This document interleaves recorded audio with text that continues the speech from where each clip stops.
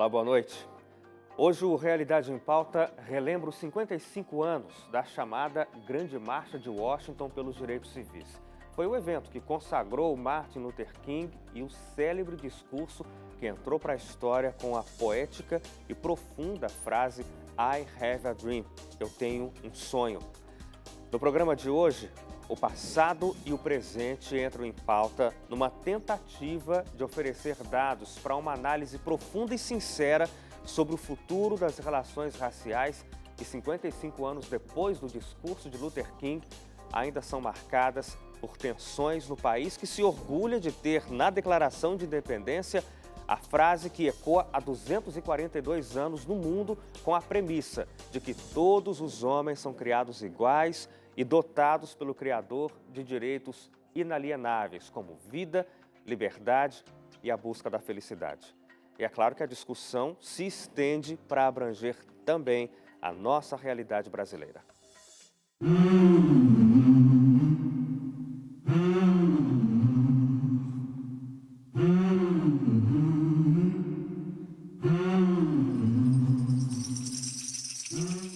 O ano de 1963, nos Estados Unidos, entrou para a história do país em um momento de profundas transformações para a sociedade americana. O país ainda vivia a vergonha da segregação racial que impunha a diferenciação entre negros e brancos. Nos estados do Sul, onde os movimentos pela igualdade de direitos começaram a se tornar mais vultuosos, a situação era mais delicada. A população negra vivia como livre desde a abolição por Abraham Lincoln. Mas a opressão e a discriminação eram a base do tratamento estatal contra os não-brancos. Nesse contexto, com a ebulição dos anos recentes promovida pelos grupos de luta por igualdade, os movimentos defensores de direitos civis para os negros realizaram, em 28 de agosto de 1963, a chamada Marcha sobre Washington. Os organizadores se surpreenderam com a concentração de 250 mil pessoas reunidas para a maior manifestação popular e pacífica até então, realizada em defesa da igualdade racial no país. Entre os líderes do movimento que reuniu a multidão em frente ao Lincoln Memorial estava o pastor batista e influente nome da causa negra, Martin Luther King Jr. Em 2018, o mundo relembra os 55 anos do famoso discurso de Luther King. O célebre pronunciamento foi registrado naquele 28 de agosto diante de uma multidão formada por negros e brancos que acreditavam na possibilidade da igualdade entre todos. Em um dos mais marcantes trechos, ele diz: "Eu tenho um sonho de que meus 4 filhos pequenos um dia vão viver em uma nação onde não serão julgados pela cor de sua pele, mas pelo teor de seu caráter." I have a dream. My 4 little children will one day live in a nation where they will not be judged by the color of their skin, but by the content of their character. I have a dream today. Por conta da liderança de um movimento que atuava sob a bandeira da não-violência, o pastor Batista foi premiado com o Nobel da Paz em outubro de 1964. I accept the Nobel Prize for Peace at a moment when 22 million Negroes of the United States.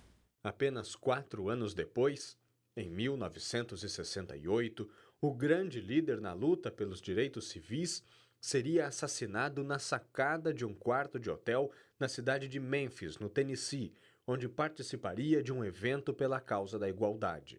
E mesmo 50 anos após a morte de Luther King, as palavras do discurso mais famoso que proferiu ainda ecoam na sociedade dos Estados Unidos, que mesmo hoje convive com espectros da desigualdade racial em um século XXI repleto de controvérsias sociais.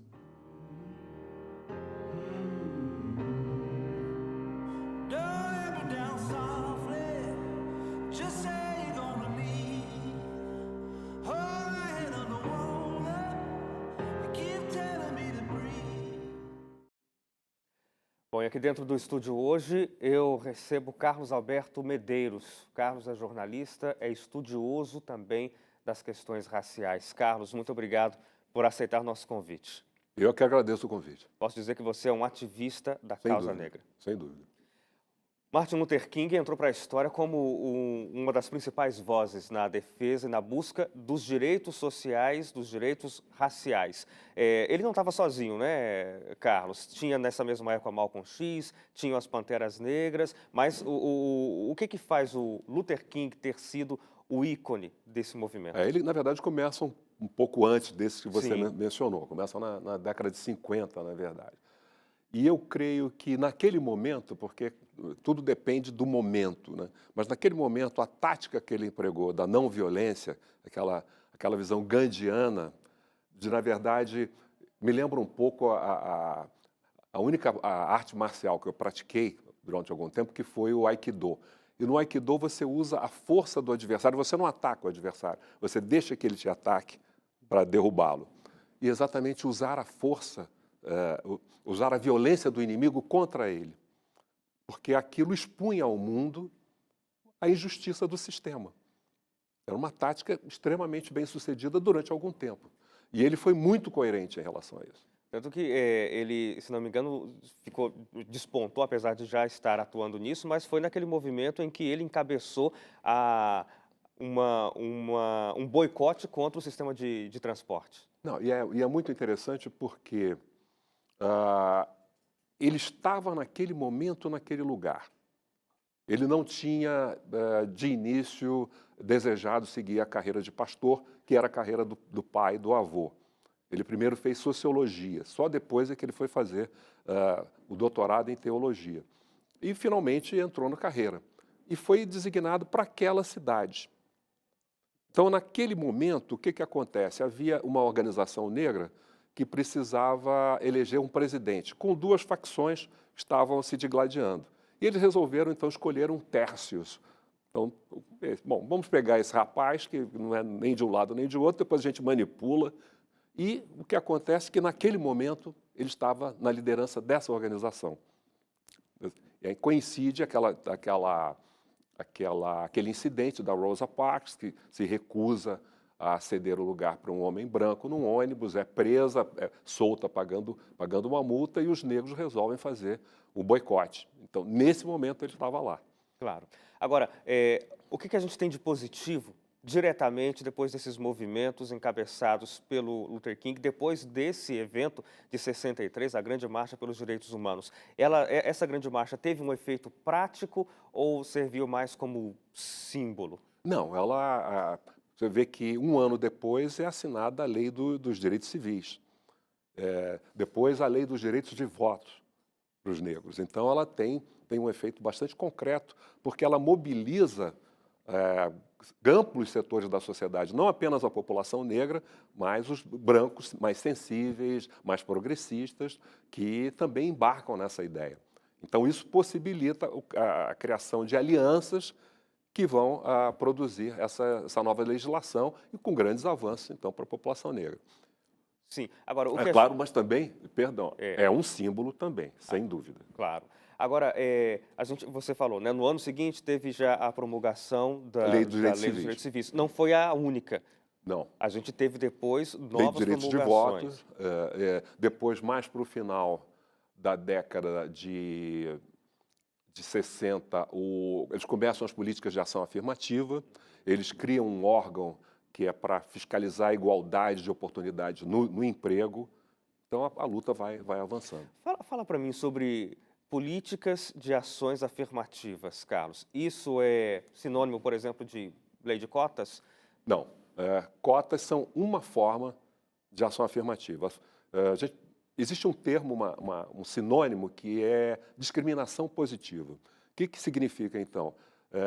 Um tipo de discriminação voltada não para manter ou criar privilégios, mas exatamente para beneficiar aqueles grupos que são chamados de historicamente discriminados ou tradicionalmente excluídos, que podem ser mulheres, no caso da Índia, castas, no caso de Israel, por exemplo, existem ações em relação árabes israelenses, em relação aos felachas, que são os judeus da Etiópia que migraram para Israel. Na França, a Loi de la Parité que reserva 50% dos cargos públicos em todas as esferas para mulheres. No Canadá, são 4 grupos, mulheres, pessoas com deficiência, povos aborígenes, que são os indígenas, e imigrantes recentes, imigrantes da África e da Ásia. Enfim, na antiga União Soviética havia 4% de vagas reservadas para siberianos na Universidade de Moscou. Então, é um tipo de medida bastante ampla. E no Brasil começa na década de 1930 com a chamada Lei dos 2/3, que reservava 2/3 das vagas de emprego nas empresas funcionando no Brasil para brasileiros, numa época em que empresas de imigrantes costumavam contratar apenas imigrantes. O imposto de renda progressivo é uma medida de discriminação positiva. Quem ganha mais paga, ou deveria pagar, um percentual maior do que quem ganha menos. Então, são formas de beneficiar aqueles grupos que são prejudicados. Claro. Isso é importante, eu coloquei essa discussão aqui para você trazer esse esclarecimento, porque justamente há uma percepção, às vezes, muito equivocada sobre o que é uma política afirmativa. Agora, essa questão também é interessante, Carlos, porque a gente fala sobre a situação dos Estados Unidos, e que é um reflexo também aqui no Brasil, dessa tensão racial entre negros e brancos, entre oportunidades para um grupo e para o outro grupo, porque eu não sei se a raiz, tanto lá quanto aqui, seria a mesma. A escravidão. Tem a ver com a escravidão. É a escravidão, exatamente. Exatamente. É claro que essas duas sociedades evoluíram de forma diferente. A escravidão, o impacto da escravidão foi diferente nas duas sociedades. Né? No caso do Brasil, em função da proximidade com a África, o escravo era mais barato. E os portugueses foram os primeiros europeus a escravizar africanos. Então, a escravidão no Brasil começa como um modo de produção já na década de 1530, quando são trazidos africanos escravizados para trabalhar na lavoura de cana-de-açúcar na capitania de São Vicente, ou seja, atual estado de São Paulo. E o Brasil também é o último país a acabar com esse sistema escravista em 1888. Os Estados Unidos foi mais de 20 anos antes, em Cuba, 2 anos antes. Então, o Brasil é o último país das Américas a acabar com a escravidão, e isso, é claro, que tem marcas profundas na sociedade, deixa marcas profundas. A gente fala mais sobre isso daqui a pouco, depois do intervalo, Carlos. A gente vai para um breve intervalo, mas volta em 2 minutos.